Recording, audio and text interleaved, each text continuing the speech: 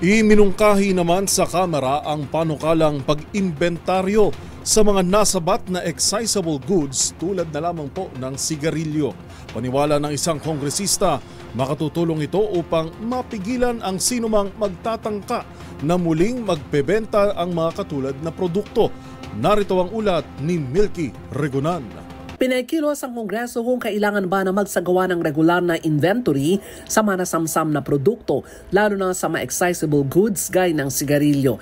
Itong panukala ni Albay Representative Joey Salceda, Chairman ng House Committee on Ways and Means.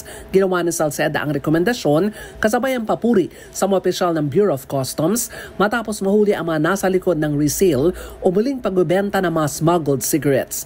270 million pesos ang halaga ng mga nasamsam na sigarilyo mula sa mga operasyon ng BOC, pero ilan umanong taga-customs ang nagtangka na muling ibenta ang mga ito. Sa report, ang mga sigarilyo ay nakumpiska sa Port of Subic sa pagitan ng 2021 at 2022 at nakakonsign sa Hong Sim International Corporation. Sabi ni Salceda, hindi tamang itago na matagal ang mga nasamsam na produkto para gamitin na ebidensya. Anya, dapat itong sunugin para maiwasan na muling maibenta at magtira lamang ng maliit na porsyento para gamiting ebidensya. Ayon kay Salceda, dapat lang magpatupad ng inventaryo dahil sa kanyang pagkakaalam, bilyong pisong halaga ng mga sigarilyo at iba pang ma-accessible goods ang mga nasa government storage. Para sa MBC TV Network News, ako si Milky Regunan, una sa Pilipinas, una sa Pilipino.